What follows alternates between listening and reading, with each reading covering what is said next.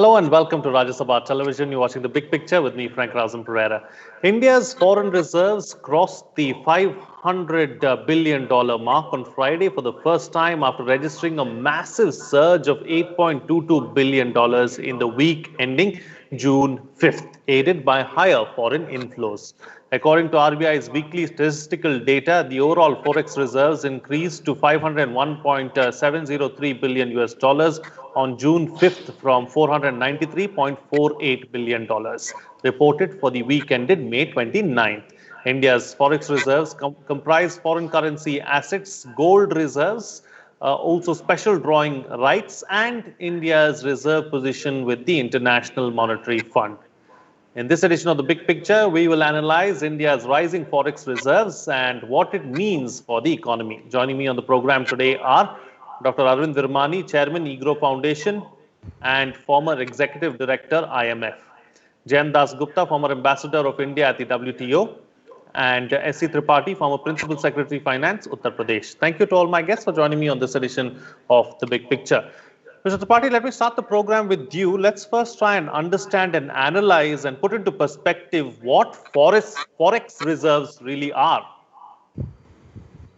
Let me recall a little bit of history. In 1988-89, I used to work as Joint Secretary in the Department of Economic Affairs.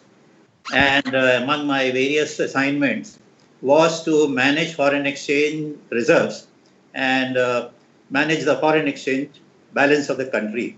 So in those days, we were already under pressure because the imports were much higher than the exports. And it was quite difficult to keep the reserves above a certain level. The recommended level was 3 months import cover. And my secretary, Mr. Venkatramanan, had given me the charge that I should not allow the reserves to go below a certain level. Otherwise, the confidence of foreign investors, foreign lenders, foreign institutions like World Bank, IMF, ADB, foreign banks, etc., would not be sustained. And therefore, I used to, use all the instruments at my command to keep the reserves. But they were not 3 months import cover. In those days also, they were about 2 months or little less. I left in August 1989, and by June 1991, the reserves had fallen to about 1 week's import cover. So today, it's a happy occasion. And if one has to see the benefits of economic reforms, I think it's one of the most striking benefits is that instead of 1 week's import cover, we have more than 1 year import cover. So this gives stability to our financial system, in the international market. Now, people look at India with greater confidence. So both for investors, lenders, and other participants, it gives them a lot of confidence in the Indian economy, in the Indian financial system. Now, the question is, the reserves constitute of what? Basically, we have to see that our foreign trade balance continues to be highly deficit, more than $100 billion a year. So our reserves have really grown because of remittances by the overseas Indians, the exports of IT and such services, and perhaps investments in our stock market. But the secondary market investments in stock can always be hot money. Therefore, this gives also an occasion to look at the composition of our reserves and look at how we can make our economy more balanced so that our trade also improves. Okay, all right. We'll look at the composition of our balance in just a bit. But before that, Dr. Virmani, why are forex reserves really rising despite a slowdown in the economy? If you could explain that to us, because you do a lot of studies and a lot of research on these kind of things. So please do tell us. If you'll excuse me, Mr. Tripathi has raised old memories by mentioning Mr. Venkatraman. In fact, when he was governor, I worked with him. We had proposed the foreign exchange liberalization. And I remember I went to Bombay to work out the final details with him of what we had proposed. But anyway, that was in 91. Anyway, yes. So basically, there are 4 factors.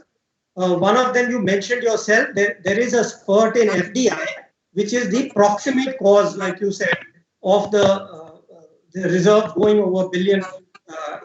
So clearly, that one could see from the news items, etc. So let me explain the other three factors. I think others can discuss the immediate situation. So the three underlying factors we have to remember. One is that the global economy has been slowing, and with all that implies for exports, export demand, prices of importables, etc., etc.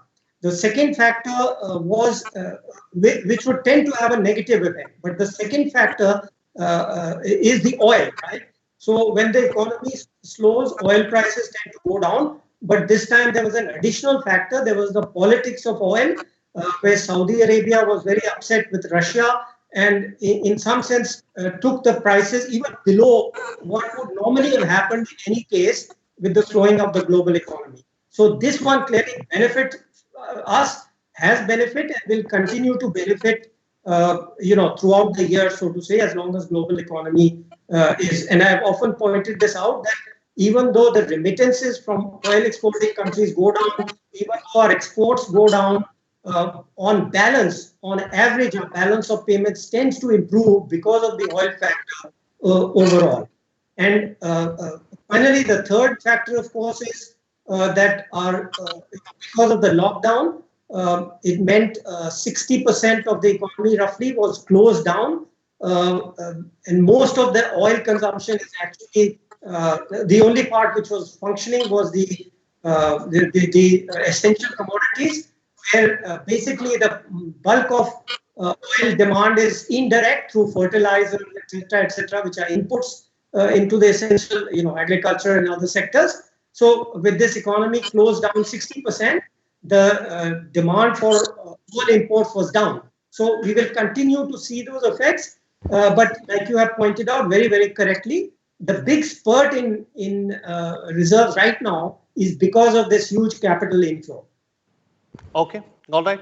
So, Mr. Dasgupta, the two previous speakers have spoken about history, taken us back to the late 80s and early 90s.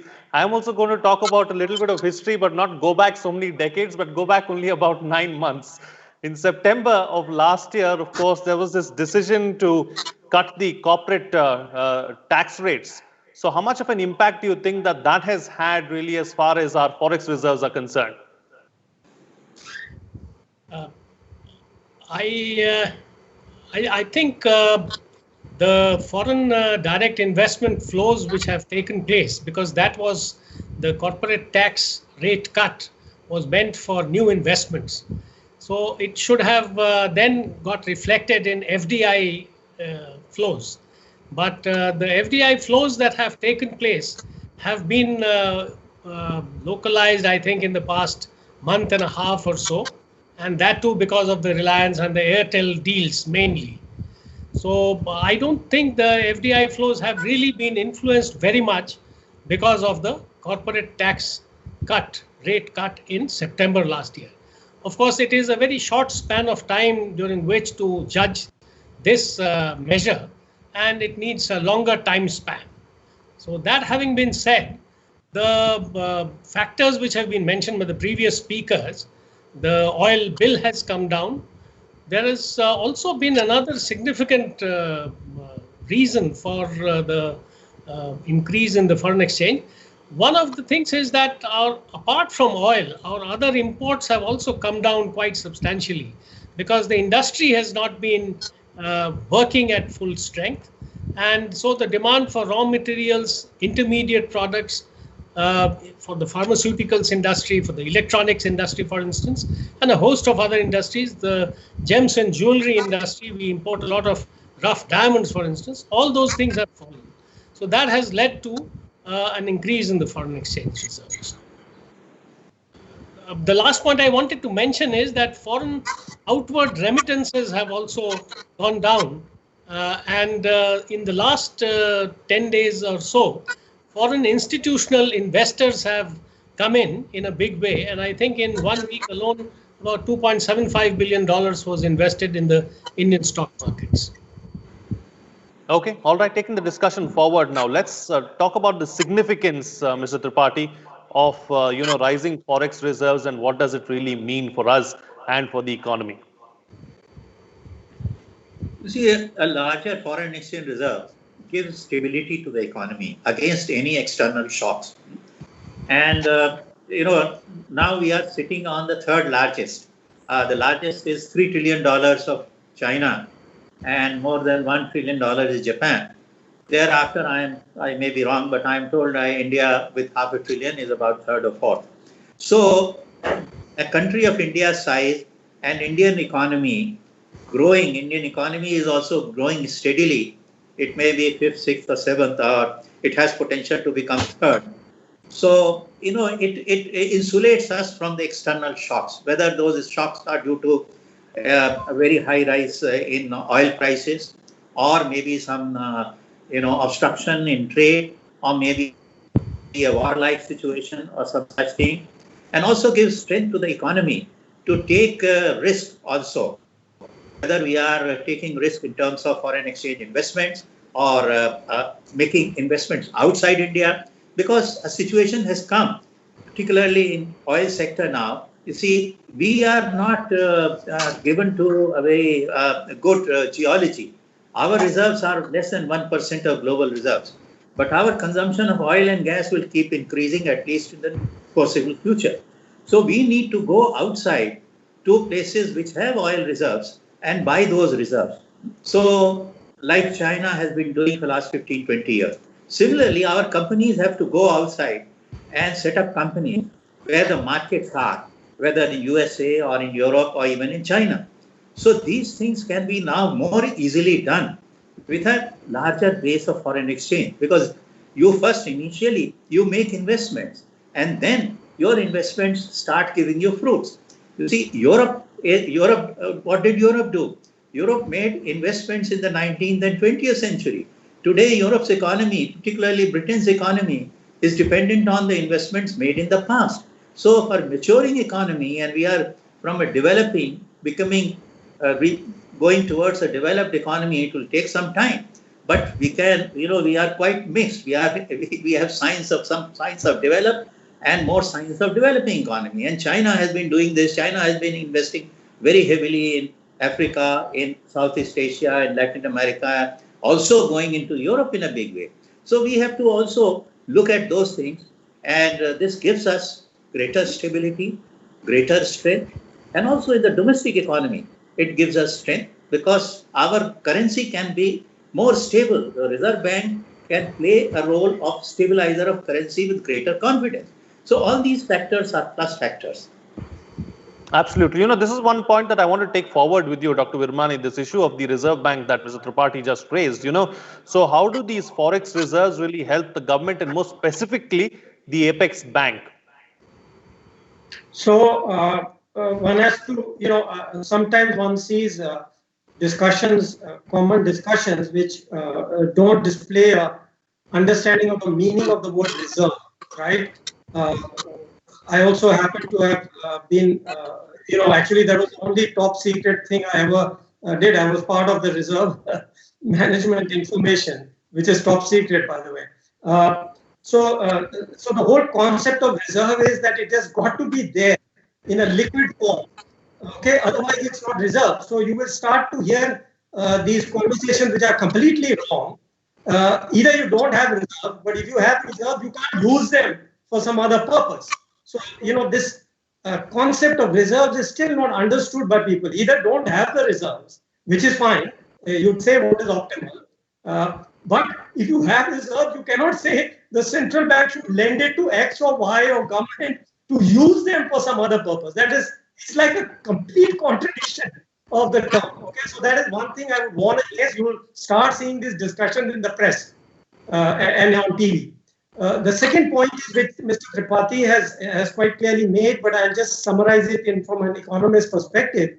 So, what the reserves do for the RBI is that the fluctuations in exchange rate naturally go down because people know people who would move money in and out to speculate against depreciation or appreciation know that there is so much reserves that it's going to come back to some normal level, which it should be. So the fluctuations go down naturally, and the need for RBI intervention then reduces. So that's the second point. And the third point is the issue. I'll broaden the discussion again. It's already been mentioned. Mr. Dasgupta perhaps will take it forward. But the issue which comes up when we have more than enough reserves is it a time for further capital account liberalization? So I would say that perhaps it's worth thinking about. I should say that I have not clearly thought of this issue in detail, but the strategy which we had, which is still valid, is that more fixed type of investment like FDI inwards or outwards to liberalize completely now. If there are any restrictions, you should not have them. Of course, one can always have reporting requirements because of this problem India always has about corruption and this and that. That should be taken care of by a good reporting requirement. But perhaps going further than FDI into certain other areas, unfortunately, I have not looked at the detail in the last year or two, so I can't say, but I think exactly I can't give you examples, but I think the time has come to perhaps think of further liberalization. Current account. Okay. Time has come for further liberalization is what Dr. Virmani is suggesting. We'll talk about how do we make best use of our reserves in just a bit. But before that, since we're talking about reserves and the RBI, a basic question comes to mind, Mr. Dasgupta, about what the RBI does with these reserves. The reserves are basically in four forms. One of them is in the form of assets, which is now currently at around $463 billion. The second is in the form of gold, which is approximately $32 billion. The third is SDR, special drawing rights, and that accounts for about $1.44 billion with the IMF. And the fourth one is $5 billion odd against IMF reserves. So that is the way in which the reserves are kept. The assets, currency assets are kept, 64% of that is kept in the form of treasury bills of foreign governments, mainly the US, but other governments as well.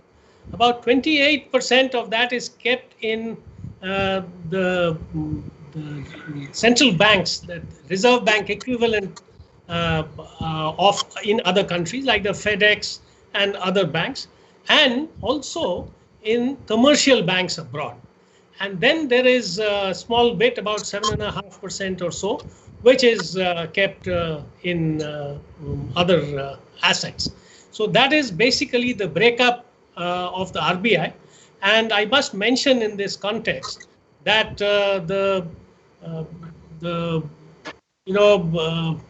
earnings against these foreign exchange reserves is not very high. So it is, a hedge against uncertainty.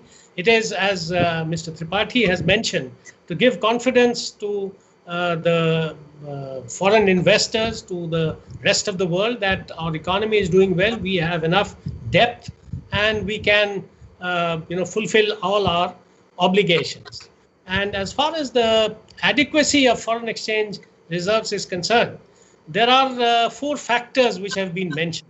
One of them, of course, is the import cover for how many months. And Mr. Tripathi has mentioned we now have more than a year's cover of imports.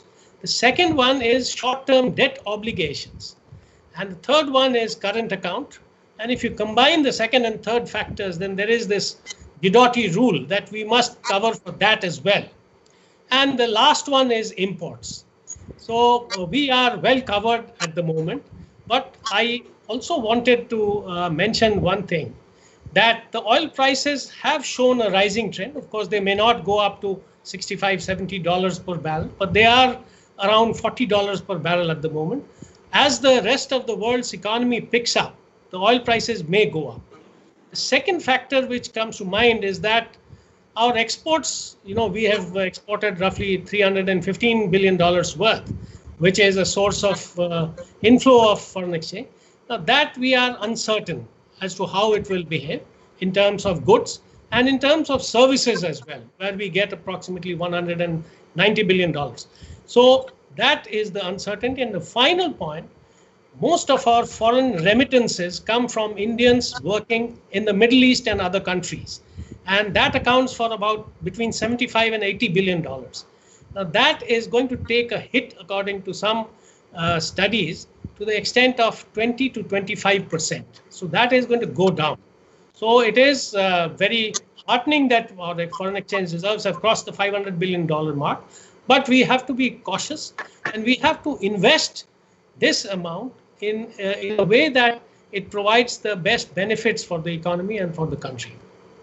Okay, all right. Taking the discussion forward now. In fact, it's a point that I wanted to raise with you, Mr. Tripathi, because you spoke about history, you spoke about your JS days, but Mr. Dasgupta has touched upon it, but still I will ask you, so is there a cost involved in maintaining these Forex reserves? Or like he mentioned, we get a small amount back. How much is that amount, and is it viable? You see, if your currency is stable, then the central bank, that is the Reserve Bank, doesn't feel very happy keeping foreign exchange reserves. Because as has been mentioned by Mr. Dasgupta, the treasury bills of United States or maybe Germany and others give you 1% or even less return. Whereas the same money in India, if they lend to Indian banks, they will get 6-7% return. So therefore, they have an interest only as long as the currency, local currency is depreciating and reserves are appreciating vis-a-vis the currency. But now with the large reserves, the local currency also becomes more stable. And therefore, it is not necessarily purely from a very limited point of view of return to the central bank. It is not very profitable for the central bank to keep reserves invested in government security of large countries like USA, Germany, etc. So therefore, as Mr. Virmani has said, when we are comfortable that our currency is stable and we have fairly large reserves, there is a case for opening up the economy further. There can be capital account, but before capital account, there can be investments, more liberalized regime for investments in India, liberalized regime for investments outside India. If the Reserve Bank keeps, say, $100 million in US Treasuries, it's a very little return. But if that $100 million, Reliance or Tata or some very competent company goes, invests, and brings returns to India and also increases trade, that is economically more profitable and beneficial overall. Therefore, and also if those reserves, for example, can be used for acquiring oil assets somewhere. So these are the various considerations that should be taken into account now. And I think, maybe the government can set up a committee now to look at it more closely and give recommendations how best we should use this situation. And of course, there will be uncertainty. There will be uncertainty of oil prices. There will be uncertainty of economic, growth in countries and whether the growth picks up and the imports will increase, etc. But given the situation that we are today, I think it will require a committee to go deeply into it and give recommendations to the government and perhaps liberalize both investments in and out of India. Absolutely, absolutely. All right, Dr. Virmani, your thoughts really on how do we make best use of our reserves, our Forex reserves?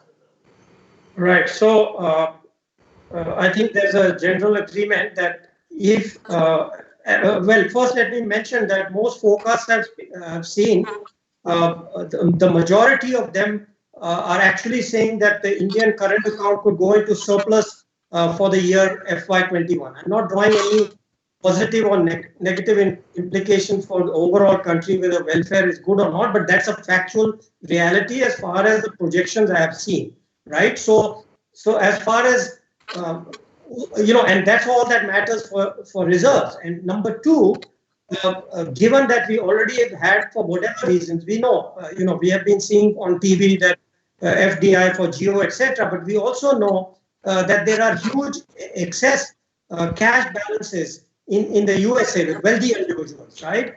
And they are looking for outlets. So I would not be surprised at all if capital inflows actually increase during the rest of the year. So both these factors would suggest And as Mr. Tripathi has clearly noted, that this gives us a comfort time actually. The uncertainty is on the upside, as far as I can see from the BOP account. I'm not talking about anything else, right? Than on the downside. So that is an opportunity for capital account liberalization, starting, I think, again, we all agree, with the FDI part, inflow, outflow, whatever it is. Actually, it's more outflow. Inflow, there really are not that many restrictions. So it's really a question of, and the example he gave is quite valid. If large companies go out, whether to acquire technology, acquire supply chains, etc., that all actually eventually strengthens our balance of payments, strengthens our balance of trade, and therefore the long-term health. So if we are strong short-term in terms of the projected BOP plus the reserves, then that is a good time to think of of further liberalization. And number two, again, as Mr. Tripathi noted, this is something we learned over decades, was that when there's uncertain, when there's not an easy answer, it's good to appoint a higher level or an expert committee which can look at all aspects. You know, the three of us here